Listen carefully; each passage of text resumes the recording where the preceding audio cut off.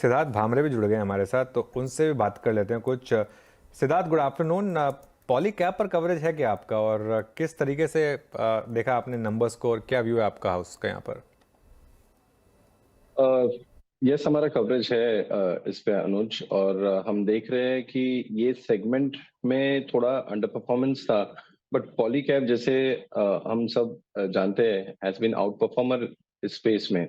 और यहाँ पे जो जिस तरह के रुझान आए हैं, हालांकि मार्केट में एक्सपेक्टेशंस कम नहीं थी, but this is beyond expectation की परफॉर्मेंस है।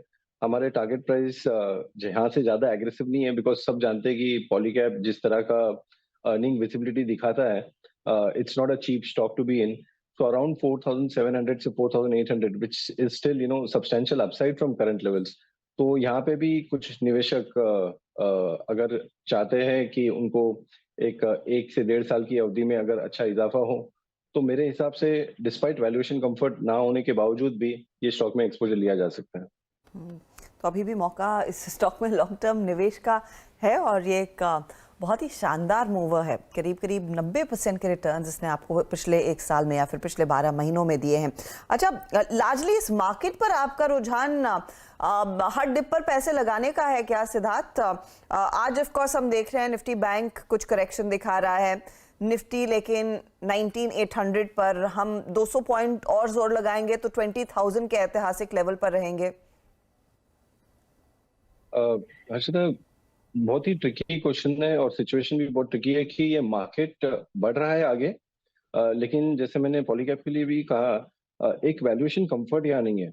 लेकिन हमको सिर्फ हिस्टोरिकल वैल्यूएशंस नहीं देखने होंगे, हमको ओवरऑल सिचुएशन देखना होगा क्या है। हम सब बात करते हैं कि डोमेस्टिक फ्लो बढ़ रहा है, लेकिन लुक एट जो एफआईआईज एफपीआईज का जो पैसा आया है पिछले और ये महीने में अराउंड 30,000 करोड़ के आसपास। फाइनेंशियल ईयर टिल डेट अगर आप देखो तो एक सिग्निफिकेंट अमाउंट ऑफ मनी जो आ रही है नाउ, ये क्यों आ रहा है? बिकॉज ऑप्शंस आउटसाइड इंडिया बहुत ज्यादा नहीं है। इनफैक्ट 2-3 महीने पहले काफी लोग कह रहे थे कि China is coming back, but जिस तरह से उसके ग्रोथ के नंबर्स डाउनग्रेड हो रहे हैं, हालांकि बहुत ज्यादा ग्रोथ एक्सपेक्टेड नहीं था, 5.56% का ग्रोथ एक्सपेक्टेड था चाइना से, लेकिन most of the foreign broking house अब वो ग्रोथ को डाउनग्रेड कर रहे हैं अराउंड 5% के आसपास। तो एक हाई ग्रोथ मार्केट जहाँ पे वॉलिटिलिटी कम हो और जहाँ पे विजिबिलिटी ज्यादा है, ऐसा एक बड़ा मार्केट बसता है इंडिया, जहाँ पे इंटरेस्ट रेट्स बहुत ज्यादा नहीं है, जहाँ पे इन्फ्लेशन इशू नहीं है। तो मुझे लगता है कि वैल्यूएशन डिस्पाइट एक्सपेंसिव होने के बावजूद जो फंड फ्लो आ रहा है, ये फंड फ्लो चलता रहेगा कुछ टाइम के लिए। तो वैल्यू इन्वेस्टर के लिए तो काफी दिक्कत होगी, लेकिन if you are growth oriented और थोड़ा अगर रिस्क ले सकते हैं, तो मुझे लगता है कि ये मार्केट में फिलहाल प्रॉफिट बुकिंग नहीं करनी चाहिए। ओके, चलिए अब वो पावर एक्सचेंज के लिए जो कपलिंग की गाइडलाइंस पर काम शुरू, तो वो रहने वाला है, और मार्केट ने भी अच्छा इसको एक वो दिया, थम्स अप दिया। In fact I don't know if Siddharth track करते हैं स्टॉक को। सिद्धार्थ, करते हैं आप ट्रैक इसको या नहीं? शीला फॉर्म को? नहीं, शीला फॉर्म, चल ठीक है। हम आपकी तरफ ऐसे कई सारी गूगलीज फेंक रहे हैं जहाँ पर एक्शन हो रहा है, अपॉलॉजीज फॉर दैट। लेकिन एक सेक्टर सिद्धार्थ जो आप काफी क्लोजली ट्रैक करते हैं, वो है टेक्नोलॉजी। और टेक्नोलॉजी पर वेरी क्विकली मैं आपकी राय लेना चाहूंगी, क्योंकि अब तक इन्फी और ऑफ कोर्स टेक महिंद्रा छोड़कर बाकी सभी दिग्गज कंपनियों के नतीजे आ गए हैं, और नंबर्स देखकर हम देख रहे हैं कि निफ्टी आईटी कहां पहुंचा है। आज भी 300-350 पॉइंट से ज्यादा का इजाफा। इन्फोसिस से स्पेसिफिकली आप क्या एक्सपेक्ट कर रहे हैं? 4 से 7% कंपनी ने गाइड किया था। कुछ लोगों को डर था कि शायद ऊपर वाला गाइडेंस का बैंड ये थोड़ा सा कम करेंगे, लेकिन आज का जो सौदा $2 बिलियन का इन्होंने अनाउंस किया है एक एग्जिस्टिंग क्लाइंट के साथ, उससे हौसला और बढ़ गया है कि शायद वो गाइडेंस कट नहीं होगा।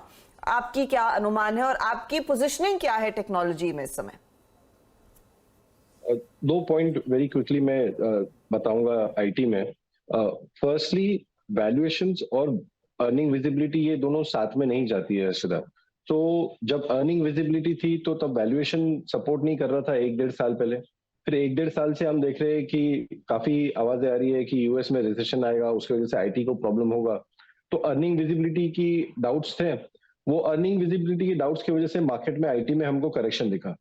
अब वैल्यूएशन सपोर्ट है। देखिए, टीसीएस का, विप्रो का या एचसीएल टेक का जो गाइडेंस दिया है और जो कमेंट्री है वो बहुत पॉजिटिव नहीं रही है। इनफैक्ट एक तेजी के मार्केट में ऐसी कमेंट्री पे शायद आईटी के स्टॉक्स करेक्ट होने चाहिए थे, लेकिन आईटी के स्टॉक्स ऊपर जा रहे हैं। क्यों? क्योंकि वैल्यूएशन सपोर्ट है। जैन या उससे पहले की अगर आप देखेंगे आईटी के वैल्यूएशंस वे वेरी एक्सपेंसिव। आज आपको एचसीएल टेक, विप्रो ये 16-17 के पी पे मिल रहे हैं, आपको इन्फोसिस 20-21 के आसपास, 22 के आसपास के पी पे मिल रहा है। तो इसलिए आप देख रहे हो कि despite negative commentary the stocks are going up. दूसरा, डील्स के ऊपर टीसीएस के मैनेजमेंट को अगर आपने गौर से सुना होगा तो उन्होंने कहा कि यस, थोड़ा कटौती हो रही है स्पेंडिंग में, लेकिन वो शॉर्ट टर्म स्पेंडिंग में कटौती हो रही है। लॉन्ग टर्म स्पेंडिंग जो है वो अभी भी बरकरार है। टीसीएस ने भी एक बड़ी डील 100 मिलियन प्लस वाली एक डील ऐड की। इन्फोसिस ने रिजल्ट के पहले ही बता दिया कि वो लोग क्या डील कर रहे हैं। ये डील शॉर्ट टर्म नहीं है, तो लॉन्ग टर्म मुझे लगता है अर्निंग विजिबिलिटी है। गाइडेंस अगर रिवाइज भी हो रही है तो अपर एंड रिवाइज हो रहा है, लोअर एंड इतना रिवाइज नहीं हो रहा है। तो आईटी एक ऐसा क्षेत्र है जहां मुझे लगता है कि अभी भी ये स्तर पे एक्सपोजर बनाया जा सकता है, बिकॉज भले ही अर्निंग विजिबिलिटी बहुत ज्यादा क्लियरली नहीं दिख रही हो, वैल्यूएशन कंफर्ट काफी ज्यादा है।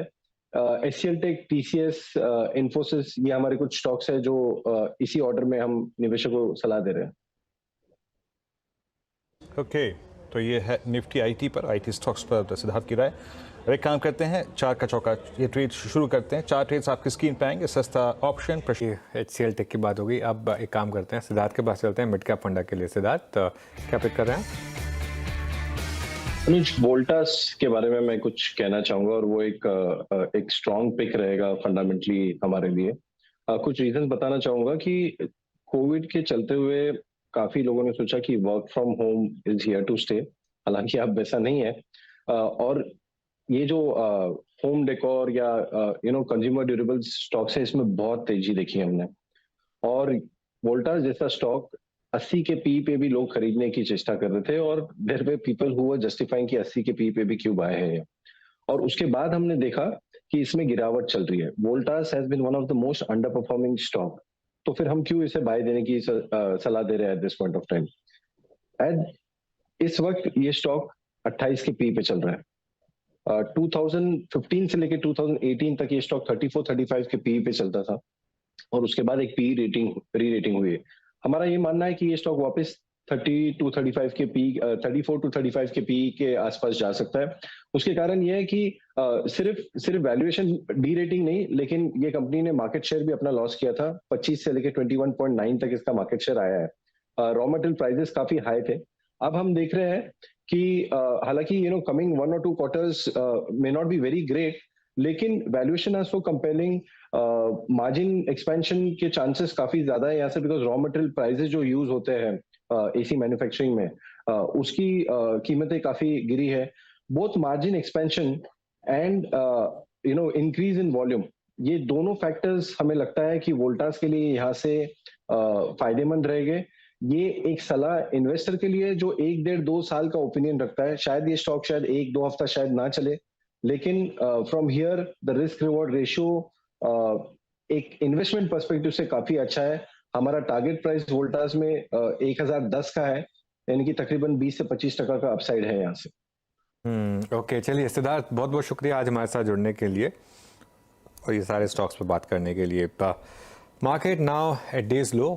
एक काम करते हैं, एक छोटा सा ब्रेक लेते हैं और ब्रेक के बाद वापस आएंगे और मार्केट